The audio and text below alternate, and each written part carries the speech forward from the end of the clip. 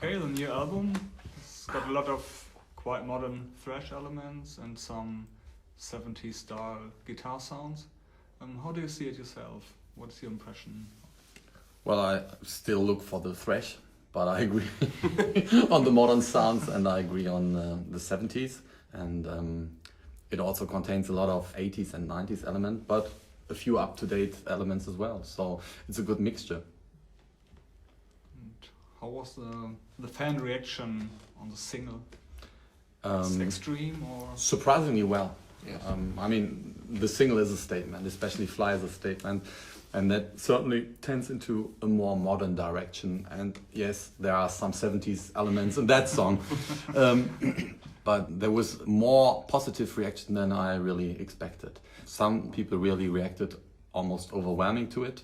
Other considered it to be a very good song. And of course, some people do not like it. As I feel, most of these people would, really love to have us doing stuff we did in the early 90s, which is definitely not what we are going to do. Even with the more traditional songs on the album, they still tend to be modern from my point of view.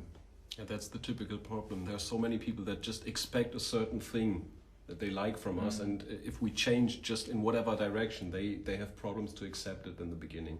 Always takes about a year or something until they get along with the new stuff, and then they respect it after a while. And I think however you look on the song, even if you probably disagree with the direction, you have to admit it's a very good song because it's, it's well done, it's well performed, well produced, and there is a bunch of good ideas in there.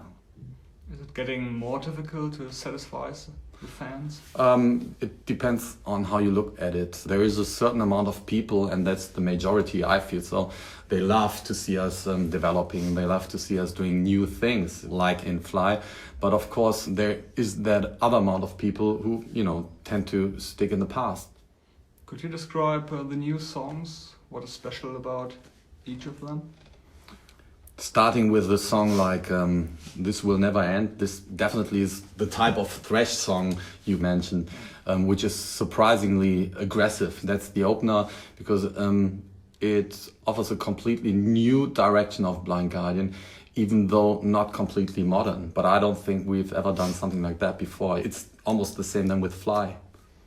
There's a song called The Edge, which is more the modern type of thrashy song, but in a almost American type of way, how to feature the instruments. This, for the first time, shows industrial elements. Yeah, we use some untypical sounds, a mixture of synthetic keyboard sounds and those hard guitar sounds. And maybe because of this it sounds different, but still we bring in the traditional trademarks and mix it with those new elements, and the combination is very unique, I would say. There's another song called Carry the Blessed Home. If you listen to it, you can discover so many things. It starts almost Ozzy Osbourne-like.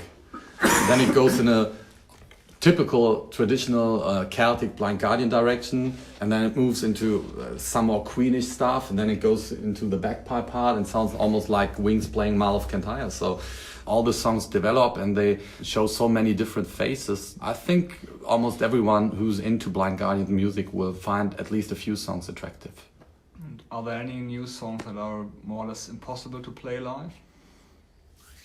The Edge could be a difficult one. In comparison to A Night at the Opera, most of them are relatively easy to perform. That was one of the focus we have had when we did songwriting. We just said we need to have the qualities of A Night at the Opera in the songwriting, but have to come down a little bit to feature the song a little more itself. So this time we concentrated on vocal melody lines again and on straighter melody lead guitars. So I would say a good 80% of the songs would be far easier to perform than the Night at the Opera stuff. And I guess we're going to play like 3 or 4 songs of this album on the next